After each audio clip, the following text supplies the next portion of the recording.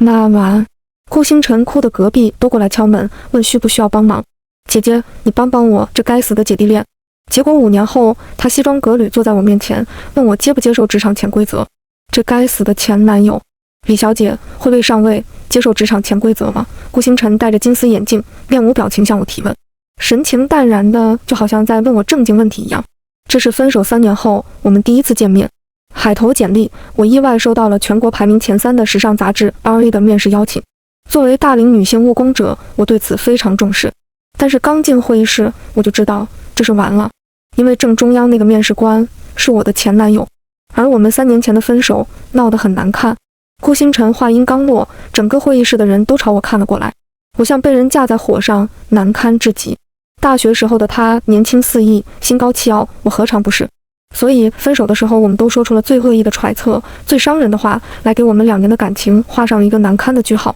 回到现实，我看着他毫无感情的眼神，嘴一硬，如果是您，那我得考虑考虑。和他语气轻蔑，尾音上扬，听得我只想捶胸。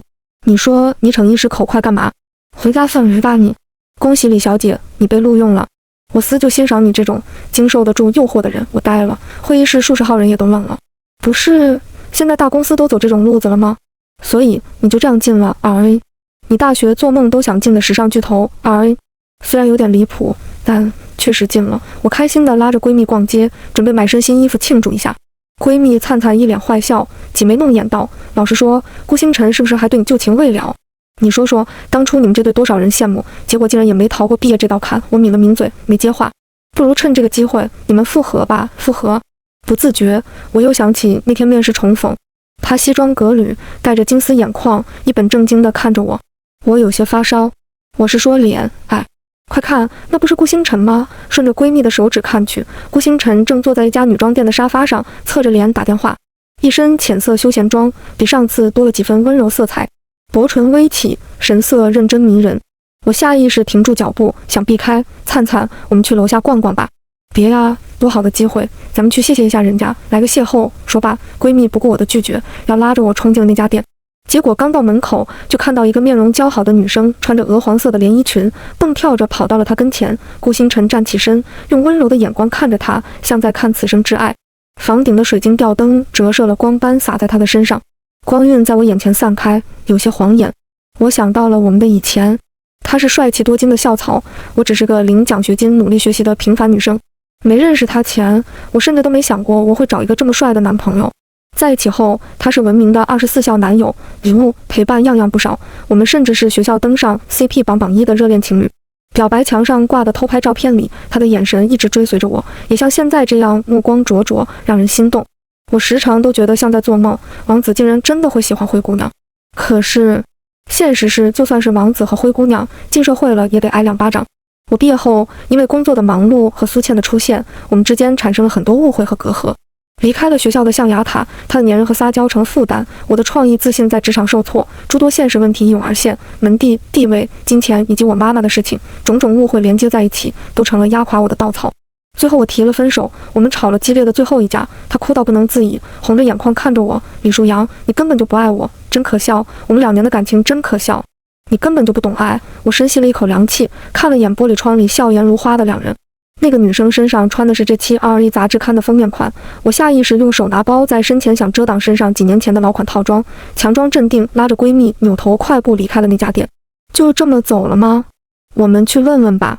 走吧，灿灿，没人会在原地一直等你来。RA 报道这天，我仿佛进了大观园，公司里都是年轻时尚的俊男美女，大家都带着朝气走路带风，我又紧张又兴奋，有种重获新生的感觉。经理带着我参观了一圈，领着我在工位坐下。好巧不巧，工位正对着 RA 编辑部总经理顾星辰的办公室，透明的玻璃门，我一眼就看到他正坐在办公桌前低头看着什么，一脸冷漠，视线瞥过我就移走了，好像根本不在意我。下班后，张经理邀请大家一起聚餐，我和另外2个新人在大家的起哄下喝了好几杯。小李啊，以后在我手下可要好好学，你这个年纪一般我可是不带的。我脸一红，尴尬的应着，好的，谢谢张经理。我敬您一杯。仰头喝酒的时候，我瞥见那2个新人，他们谈笑自如，青春活力，和周围人轻松打成一片。包厢里气氛火热，我只觉得头昏，找了个借口出去透透气。走廊阳台，我伸了个大大的懒腰，呼出一口浊气。余光突然瞥到角落里有个黑影，是顾星辰。他靠着墙角抽烟，眼睛被头发的阴影遮住，看不清神色。我尴尬地收回伸出的手，自言自语道：“好像有点冷，我先进去了。”说完转身回去，突然顾星辰伸手抓住我的胳膊，手指冰冷，我酒醒了一半。一时间谁也没说话，只听见远处包厢传来喧闹的声音。顾星辰倚着栏杆一动不动，静静地看着我，大拇指在我手腕处轻轻磨蹭着，引得我阵阵发麻。许是喝酒的缘故，他脸颊、鼻头有些微微泛红，月色把他目光照得雾蒙蒙的，看起来可怜兮兮。我想起来大学的时候，他就是这样一副小狗模样，拉着我的胳膊转圈。姐姐，你看我们现在像不像月亮围着太阳转？我也在围着我的太阳转。那个时候，他在我眼里像是会发光，没有肉麻情话，没有亲密亲吻，少年真诚的眼神和一句大白话，让我记了整整5年。手腕上的力气收紧，把我拉回现实。顾星辰，放手！他一个带力，我被拽得跌进他的怀里。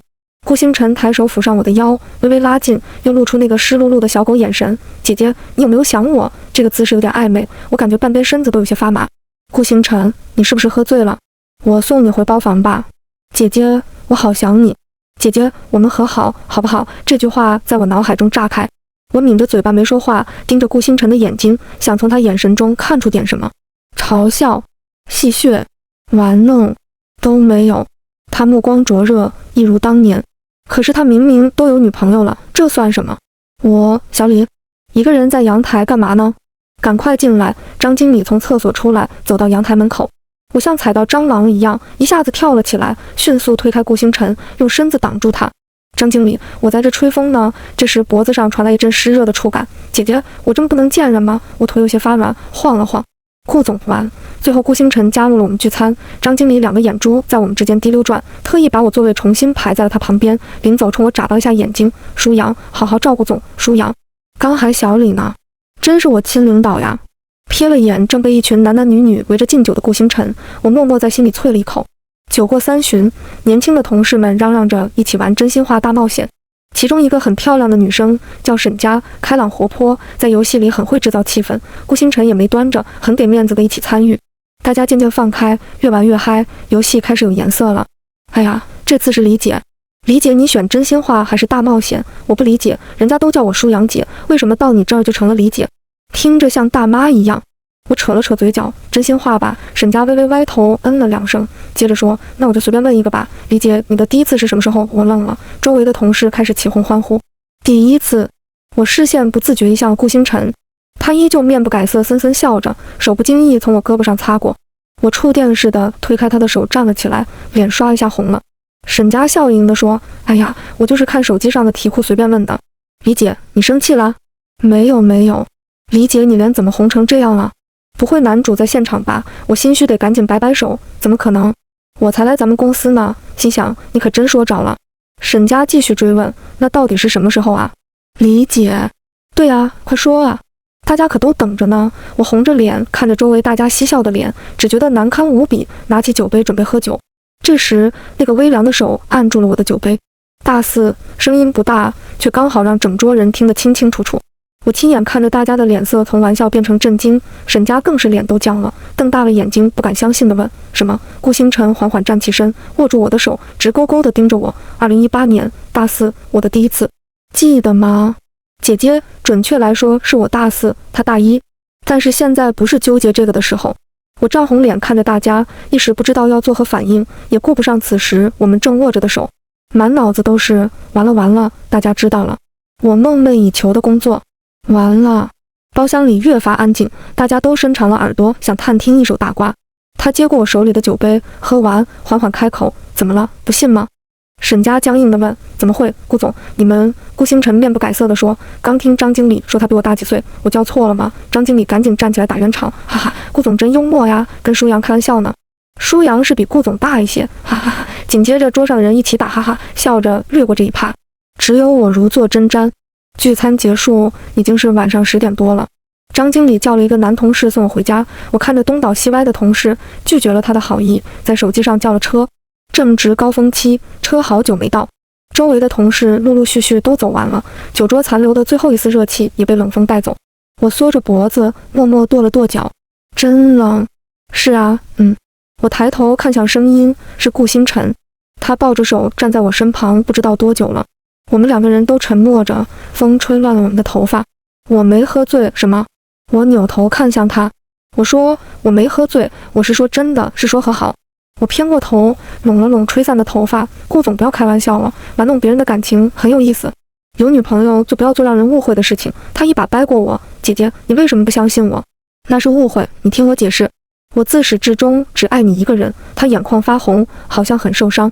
我笑了，轻拂掉他的手，不用了，都过去3年，当初不解释，现在你要解释给谁听？他偏过头，自嘲似的轻笑出声。那姐姐呢？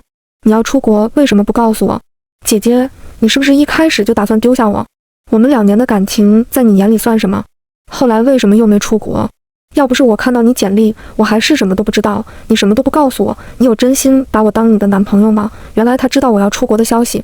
面对他红着眼眶的质问，我的鼻子一阵发酸，风吹得我视线模糊。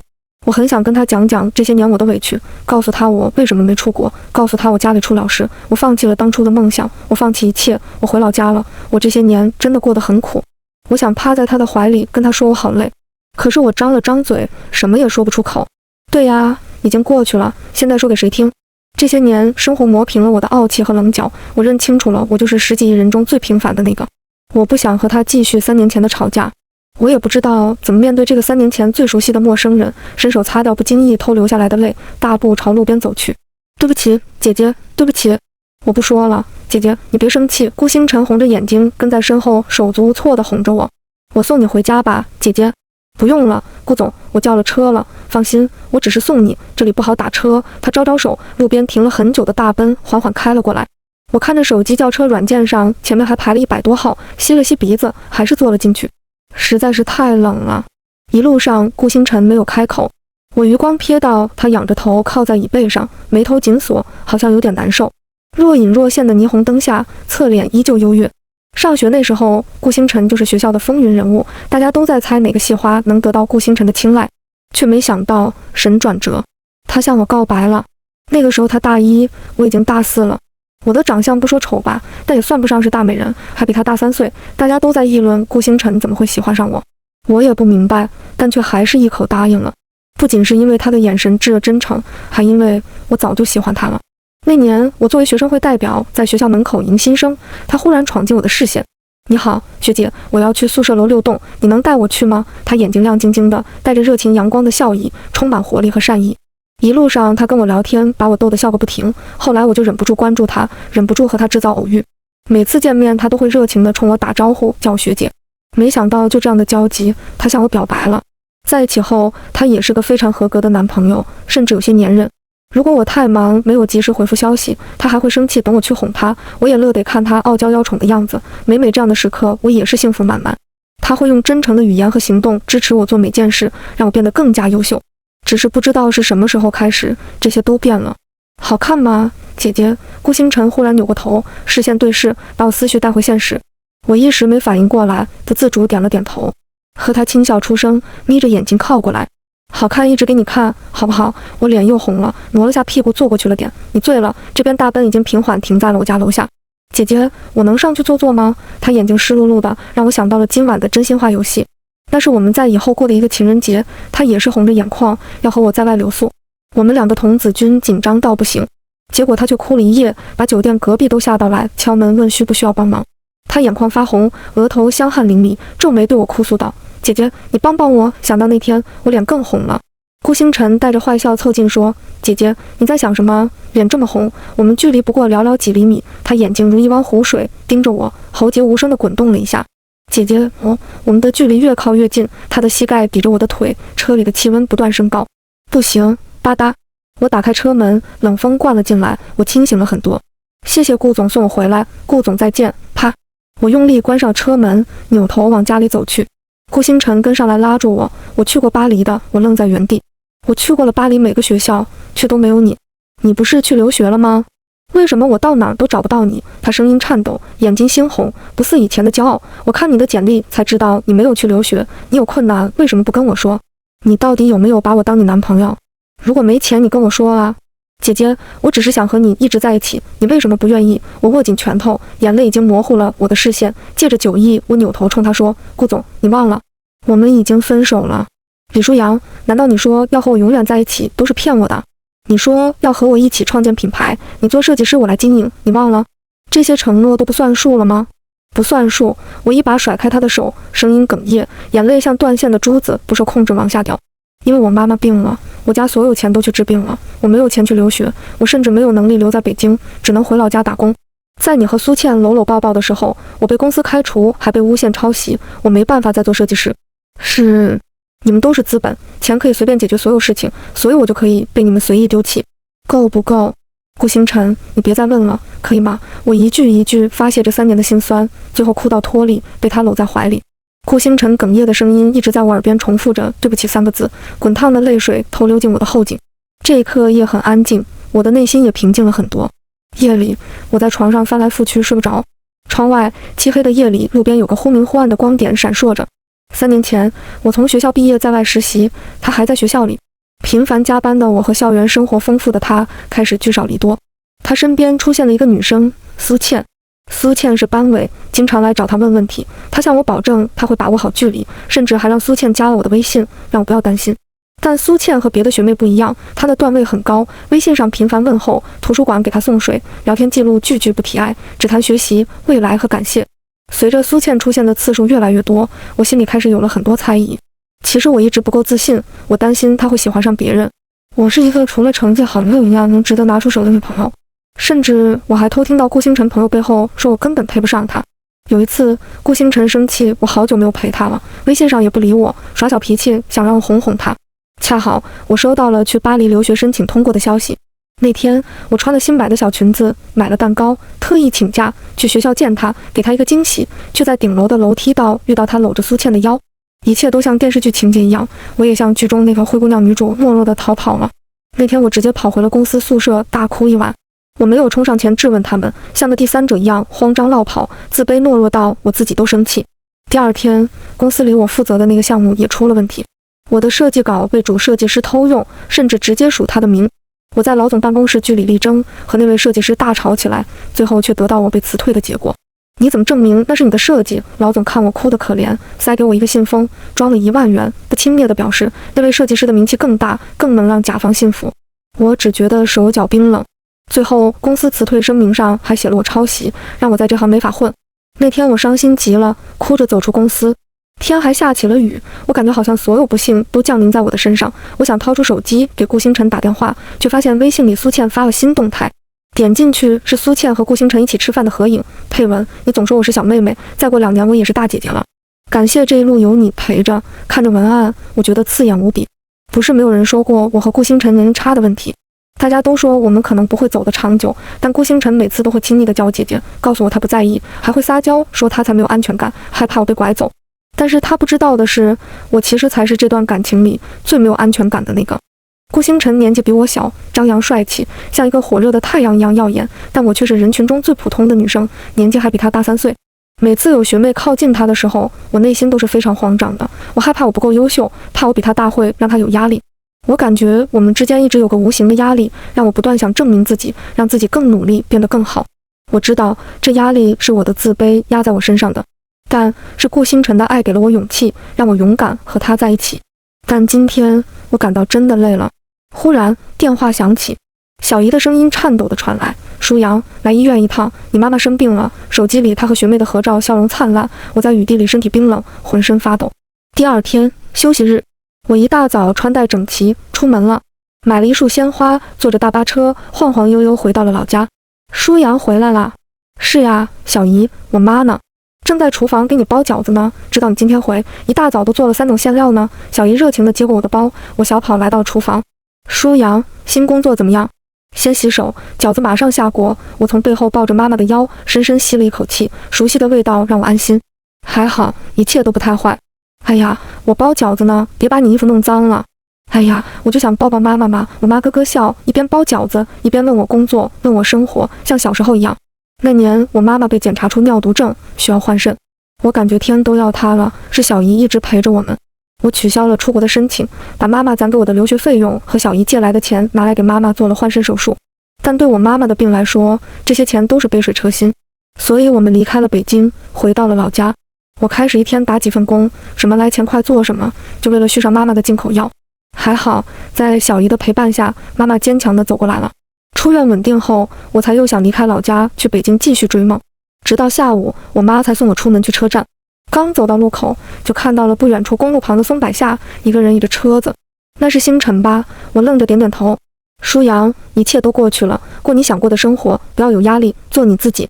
妈妈希望你幸福。说完，她摸了摸我的头顶，然后笑着说：“看来不用我送你了，我先回去了，还要和你小姨一起去跳广场舞呢。”我被她逗笑，谢谢妈。可是她已经有女朋友了，这些都晚了。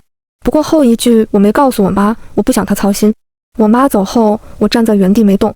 她走过马路，自然地握住我的手，给我取暖。冷不冷？出门也不穿厚点。你为什么会在这？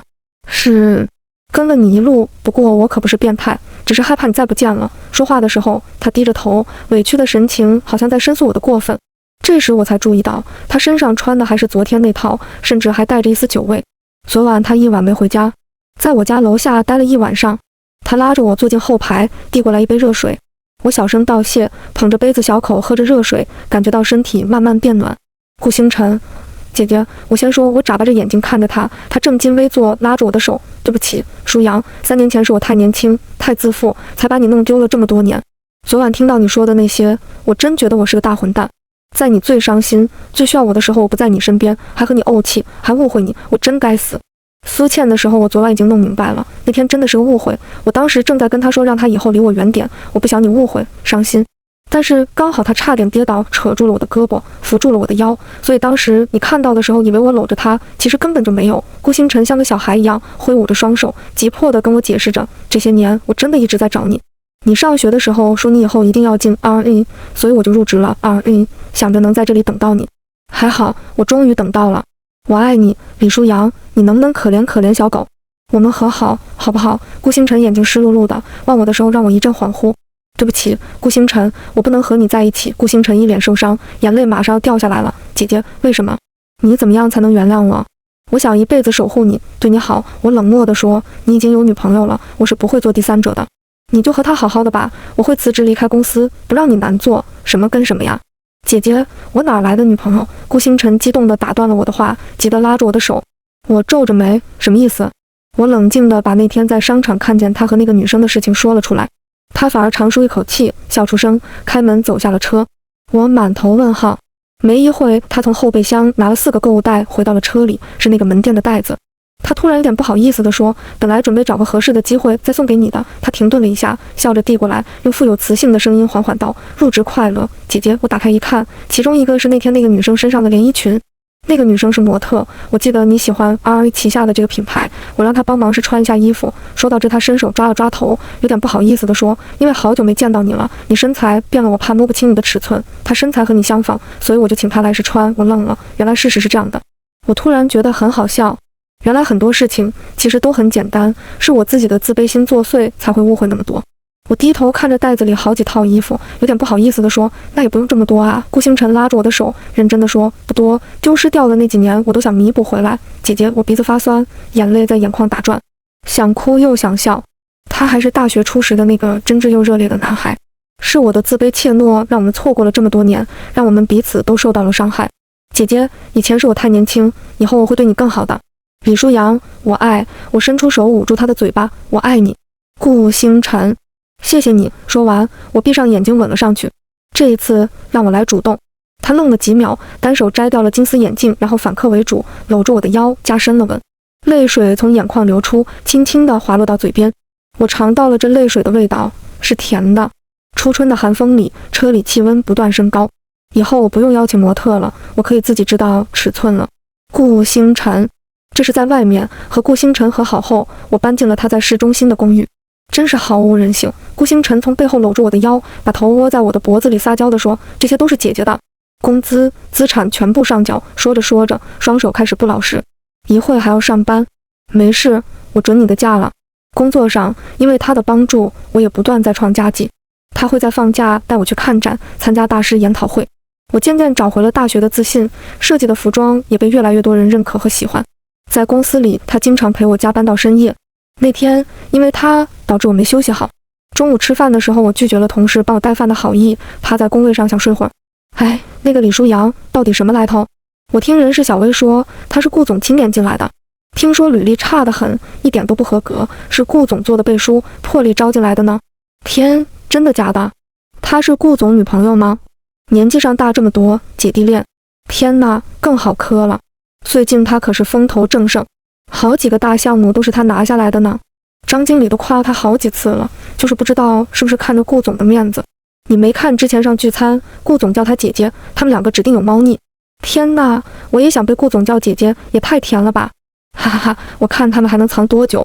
声音渐行渐远，我攥紧了拳头，趴着装睡，没有抬头。叮咚，手机微信又响了。顾星辰，姐姐，快进来，我想你。我抬头看了一眼他的办公室，关着帘子看不到人。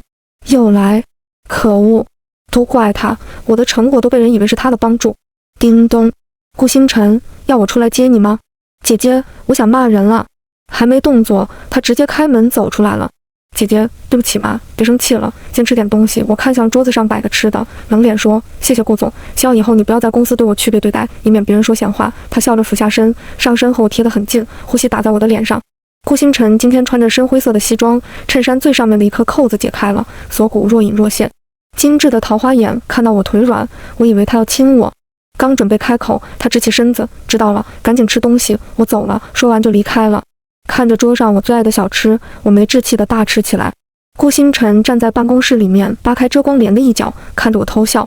舒阳姐，会议快开始了，你可以过来了。好，马上来。我整理了下头发，抱着电脑来到了会议室。今天是第3季度的新策划会议，设计部也要进行头脑风暴。顾星辰在台前跟大家介绍完第3季度的任务安排，一身黑色套装，帅到我腿软。他边说还边扯了扯身上那个蓝条纹领带，余光扫过我，让我想到了早上在家里帮他戴领带情景，脸红的不行。舒阳姐，到你了啊？好的好的，下面是我的策划。我赶紧回过神，摇晃鼠标，准备跟大家讲述我的设计。但是怎么晃动点击我的鼠标，电脑都没有反应。鼠标没电了。我又使劲点了2下，还是没反应。不好意思的抬头，准备跟大家道歉。不好意思呀，我鼠标好像没电了。结果就听到了周围同事齐齐的一阵道歉声。旁边的同事疯狂地撞我胳膊，我顺着他瞪大的眼睛看向投影，电脑上出现了我和顾星辰大学时期的甜蜜照片。我去，我忍不住站起身，爆了声粗口。什么情况？我盯着顾星辰，眼神质问。他站在台前，双手抱胸，摇摇头，用口型说：“你的鼠标。”我低头晃了晃我的鼠标，才发现它连在了顾星辰的电脑上。刚刚我点了那么半天，结果不小心把他电脑的相册点开了。醉了，这下怎么写？我看着周围的同事，摆着手，那个，我说这照片是 P 的，大家信吗？噗嗤，顾星辰笑出声。我瞪了他一眼。行了，不装了，我摊牌了，我把我的初恋追回来了。哇！听到顾星辰的话后，同事们都欢呼出声，起哄道：“我就知道你们俩不对劲。”是啊是啊，还 P 的，舒阳姐，你当我们都是傻瓜啊？嗨，我还以为就我知道内幕呢，原来大家都看出来了呀！恭喜恭喜，顾总，喜酒我们可都见者有份呀！啊，太甜了，初恋，我又相信爱了。舒阳姐，办公室恋情很是刺激啊！面对同事的调侃，我忍不住扶额叹气。顾星辰笑得没有一点架子，放下了顾总的面具，像个偷吃糖果的小孩。喜酒肯定会叫大家的，一会儿我群里发红包，大家见者有份。同事们又是一阵欢呼，谢谢顾总。顾总大气，大家手舞足蹈，互相讨论着八卦之前自己发现的蛛丝马迹。顾星辰给我发了个消息，晚上我们一起回家见我爸妈。姐姐，我想换一个身份继续守护你。我抬起头，顾星辰站在会议桌那头台前，我在会议桌这头，我们彼此相望，隔千万人相视一笑。这一刻，我相信爱能抵抗一切。晚上我们见了顾星辰的母亲，她和蔼地跟我聊天，并表示下次会再约个时间正式见面。今天太匆忙了，我以为我们会像电视剧里面那样得到所有人的祝福，结婚生子，在一起一辈子。可是现实不是偶像剧，现实总会突然出来，再扇你一巴掌，让你清醒。对不起，李小姐，我没办法同意你们的事情。顾星辰的妈妈坐在我的对面，语气冰冷。她今天中午特意单独约了我，还提醒我别告诉顾星辰，就是为了跟我说这个。所以阿姨昨晚祝福我和顾星辰都是假的。我语气不善，只觉得她把我当傻瓜一样耍。星辰跟我聊了很多次，我们在家里为这个事情也争吵过，我不想让他伤心，所以我昨晚暂时同意了你们的事。但是你们家的情况，我觉得你应该是心中有数的。结婚不是你们两个人的事，是两个家庭的事。李小姐，我不想伤害你，但我们两家确实不合适。我看着眼前言语举止得体，但眼神充满不屑的夫人，和3年前我妈生病我回家求的那些亲戚的脸有些重合，都是一样的眼神。家里什么情况？单亲门第。如果是3年前，我确实会逃跑，会缩回壳子。但现在我不一样了，我有爱人，有亲人，他们给了我力量，我可以勇敢面对生活的一切。我低头笑了笑，端起手里的咖啡，看着他的眼睛回答道：阿姨，结婚确实是两个家庭的事，但日子是我们两个人过的。我也会让你看到，我和星辰是互相匹配得上对方的人。说完，我礼貌地向他点头，准备离开。刚走到门口，就看到急匆匆跑过来的顾星辰。姐姐，我妈来找你了。你们说了什么？我扶住他，心里满足得很。没什么。顾星辰，你还记得我们大学的梦想吗？顾星辰喘着粗气，看着我的眼睛问道：你是说开属于我们自己的服装公司？对，我们一起投资，你经营，我做设计，相信我们的品牌一定可以被大家认可。就是结婚的事，可能要晚点。我攥紧手，紧张地问他：你愿意吗？他不假思索，立刻回答：当然，你想做的，我都会陪你做到。我相信姐姐，也相信我们。3年后，北京王府井举行了一场盛大的时装秀。顾太太，你也过来了呀？看来这个品牌真的很不错呢，能吸引到您参加，是挺不错的，我很喜欢。顾星辰的妈妈端着高脚杯坐在前排，温柔地跟套近乎的人一一寒暄着。顾星辰，我好紧张，怎么办？深呼吸，姐姐，你已经做到了，让所有人都看到了你的才华。你永远是我心中最棒的那个。我坐在化妆台前，紧张的有点反胃，被他逗笑了。顾星辰不停地安慰我，给我做按摩，舒缓我的紧张。我们一起创立的品牌时光，不仅全国线下门店突破4000家，很多设计师款更是频频登上杂志封面。顾星辰联名创办的时光投资也在圈内一展风采。渐渐的，在乎门第的顾星辰妈妈顾夫人也终于接纳了我们的事。门口的敲门声再次响起，我深吸一口气，挽着顾星辰走向了属于我的舞台。随着模特们走完，台下响起阵阵掌声。我缓缓拉着压轴的2位模特走到台前，向大家深鞠一躬。非常感谢大家对时光品牌的喜爱，希望我的设计能给大家带来自信和幸福。走到今天，我最要感谢的人是我的爱人顾星辰。灯光跟随我的眼神，给到了站在台下的顾星辰。我望着他，缓缓开口：如果没有他的支持和鼓励，我可能还是一蹶不振的打工仔。是他给了我勇气，给了我自信，让我发现自己的闪光点。最后，我借用一句台词送给我们，也送给大家：世间万物瞬息万变，只有爱不是。爱让高傲者低头，让胆怯者勇敢。我们都值得被爱，我们都会成为最好的自己。谢谢。台下掌声雷动，身边的模特笑颜如花，我却只能看到台下的顾星辰，一如大学的时候，在我眼里闪闪发光。这时一阵轰鸣声响起，灯光都尽数熄灭。出意外了！我赶紧对着麦想安抚大家，结果发现麦也没有声音了。周边一下子陷入黑暗，我感觉到身边的模特都在人来人往走动。什么情况？灯，一盏追光灯打在我的身上，我眯着眼睛看向天上的声音。是有数十架无人机正从秀场尽头飞过来，边飞边抖落花瓣。走近了，我才发现后面有几架无人机还牵了一张银光闪闪的白纱。只是我心跳加速，大脑一片空白。音乐缓缓响起，我的四周散起烟雾，我才发现刚刚黑暗里我的旁边已经摆满鲜花，中间只留了一条路。我顺着路抬头看去，路的尽头是顾星辰，花瓣和白纱在前引路。顾星辰穿着帅气的白色西装踱步走来，每一步都像踏在我的心跳上。他走到我跟前，无人机的白纱也刚好飘落，落在我的头顶。顾星辰深情地看着我，慢慢跪下。在这个世界上，2个人相遇的概率是0.00487%，但是我遇到你是100%。你总说你很幸运遇到我，但其实我才是幸运的，在茫茫人海遇到你。今天是你人生的重要里程碑，我希望能在今天也开启我们人生的新里程碑。他举起手中的戒指，眼中含泪。李舒扬，我爱你，嫁给我好吗？无人机的花瓣还在飘落，顾星辰像幻境里的王子，而李舒扬也终于成为了独立的公主，可以与他的王子并肩共进。我愿意。顾星辰笑着为我戴上戒指，站起来掀起头纱，俯身凑近吻了我。观众都在欢呼鼓掌，顾妈妈和我妈妈也在台下热泪盈眶。一切都刚刚好，真好。忽然我觉得胃里一阵不适，下意识弯腰呕了一声。姐姐，你怎么了？